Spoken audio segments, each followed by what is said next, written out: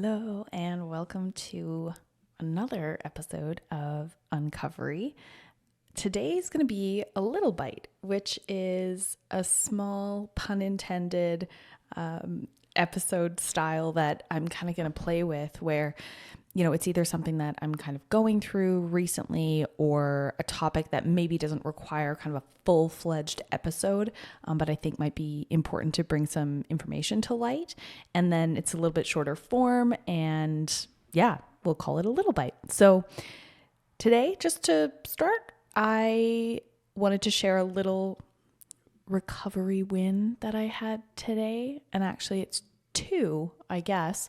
The first one being I have been sleeping on putting milk in my coffee for years and years and years. I was always this kind of like die-hard black coffee only, Americano black. And I had this sort of sense of power and identity in that where I thought it was very like elitist almost to be like, oh yeah, I drink my coffee black and that's like very hardcore. Realistically, it's because adding sugar and cream and milk to your coffee adds calories. Like that's pretty much it. Although I still do appreciate the actual flavor of coffee. But it also meant that I have not been trying things like oat milk until very recently. I cannot believe how good oat milk is. It doesn't even make sense to me that it's made of oats and it tastes so yummy. So that was a small win. And so I intend to be having more oat milk because that's a game changer. Okay, the other kind of strange win that I had is, so I'm increasing the sizes of my meals, right, as one does in recovery over time.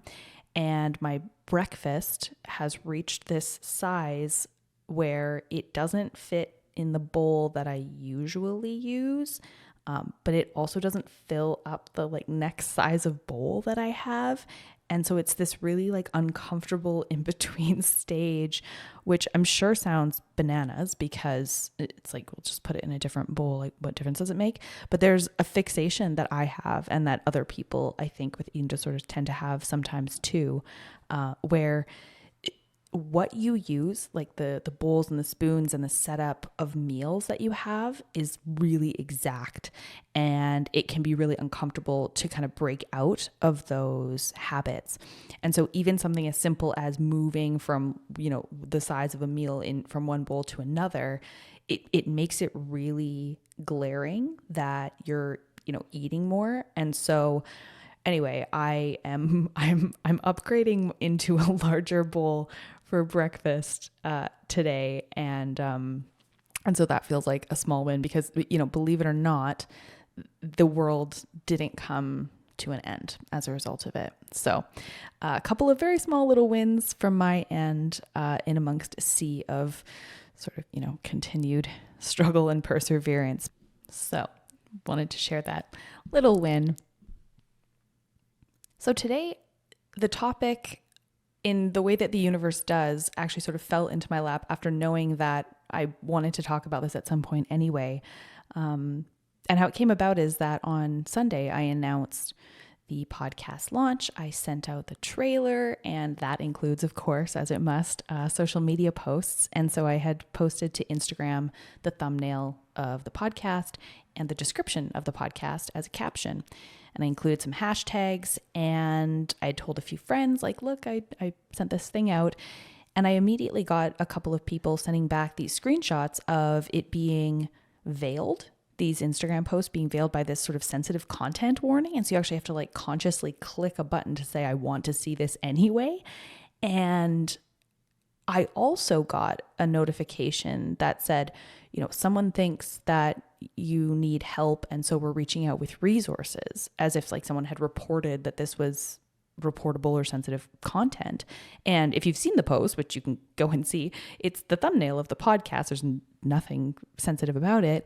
And the description is about recovery. And, I thought maybe it was the use of hashtags, if it was hashtag recovery or hashtag ED recovery, or someone's kind of trolling me and reported the post. But it got me thinking about this topic that I had wanted to talk about anyway, which is about trigger warnings and content warnings, because, when you think about starting a podcast about something that is about mental health and about eating disorders specifically, their trigger warnings are something that we see a lot now on different types of content on social media and on the web and in articles and things like that. And so I have a few thoughts about that, because I see a risk with it and I see a benefit to it. And so it got me deep into the weeds of, what does the research actually tell us about the value of this? So first of all, what is a trigger warning and what is the purpose? And generally it's to notify somebody that might be sensitive to some content, to prevent them from seeing things. So it tells you in advance that something might be a part of a certain article or video or post, so that you know ahead of time if you just don't want to choose to see that because it might be something disturbing or vulnerable. I think mostly it used to be things that were for really graphic, gory content. It's almost like a parental advisory or like a rating on a movie or something like that, right? But now they put them on a lot of different things, whether it's, articles about certain topics like trauma or sexual assault or violence, or certain words. And so it's sort of shape-shifted into this. We cover a lot of bases with trigger warnings now.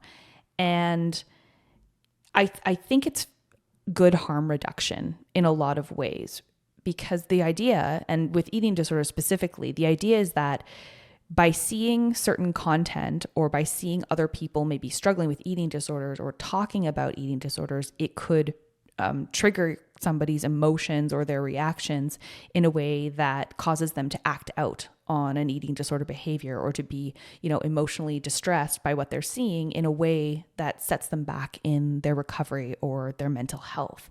So that's the idea behind trigger warnings, insofar as I'm aware.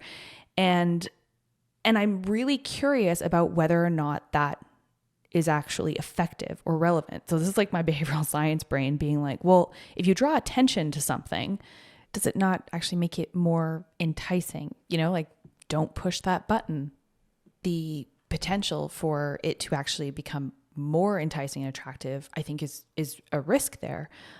But they've studied this in academic studies. And so that's what I wanted to see if I could kind of dig into.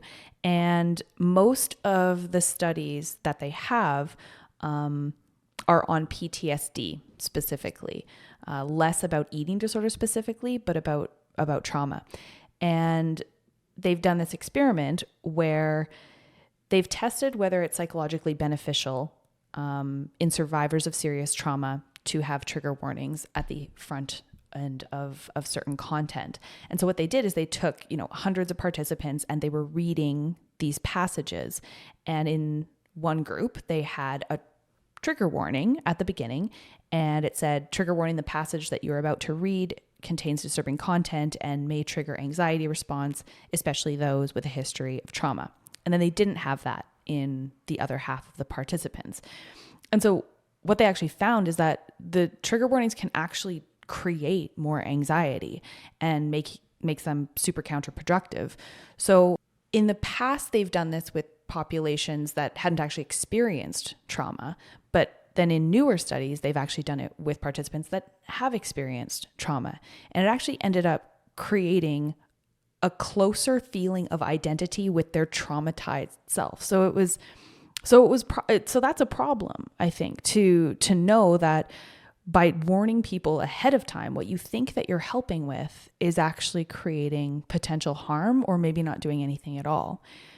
And in, patients with eating disorders specifically, I can see how this can correlate. And they have done some research on warnings about body image within content. So in Australia, they had done this study at Flinders University, I think, and they basically exposed two groups to magazine ads. And some of them said, warning, the ad you're about to see has been digitally altered. And the other group doesn't have those warnings. And so compared to the people that didn't have the warnings, the people that had the trigger warning actually spent more time looking at the body parts, and they found that it actually made people much more distressed or dissatisfied with their own body. So again, you're seeing sort of this backfiring effect and drawing more attention to the thing that you're trying to sort of save people from. And when you think about people that are struggling with eating disorders, and I can speak from my own experience, there's this predisposition to actually seek out triggering content when you're really deep in your eating disorder. So seeing things like transformation photos from like really emaciated, underweight bodies into, people that have, gained weight and recovered and things like that, it's really not helpful because you tend to fixate on this comparison game and look at the triggering content. Now, whether or not that actually creates more eating disorder behaviors, I'm not sure. And I can't find exact evidence for that or against that. But I just know for myself that there's a huge risk in that the people that probably need the most help are being the most enticed by those types of images and that type of content in the first place. And I'm not entirely sure how we kind of get around that other than self-awareness in your own recovery, which is really hard to come by, especially in the early phases of it, but I think it matters where you are in your own recovery, because if you are solid in your recovery to the point where a trigger warning wouldn't entice you, that you'd be like, okay, well, it doesn't like attract me anymore to that content, then you don't need the trigger warning anymore. You're less at risk. And so the people that are like not as far along in recovery, they're the ones that need the support, but they're the ones that would be enticed further by those trigger warnings. And so it's this kind of backwards irony. And I think there's some ownership here in you need to know where you're at and this conscious curation of your own world of content that you have on things like social media and being really careful to expose yourself to the right things. And that's something that I think should be done really early on with professional in your recovery, because otherwise you're playing the comparison game and you're actively seeking out things that are not going to be helpful to you. So I don't really believe in trigger warnings, I guess, is the point that I'm making. For the purpose of the podcast, for example, I don't intend to put a specific individual, content warning on each and every episode. The whole podcast is about mental health, eating disorders, talking experts, and there's going to be content that won't be helpful for everyone. But I think it's important that we have these honest conversations, and that if it's not something that's going to be helpful to listen to, then that that and that's okay. But that's sort of my overall thoughts on it, and I was really, really interested to kind of dig into that research, and I'll link that in the notes as well, just sort of what I was reading and what I've been thinking about, because realistically, I don't want to be doing more harm than good. So what this taught me, this Instagram sort of event with the sensitive content warning, is that there actually is, you have settings and controls over what kind of sensitive content you do and don't see. And it's a setting in your Instagram, and it's actually called selective control on your Instagram app. And then you can kind of choose a setting, whether or not you just allow things to come as they will, whether or not you limit them or super limit them. And so if that is helpful, I'm always interested to find out different settings that are default set for me on my social media platform, so that then I can consciously choose what it is that I want my experience to be.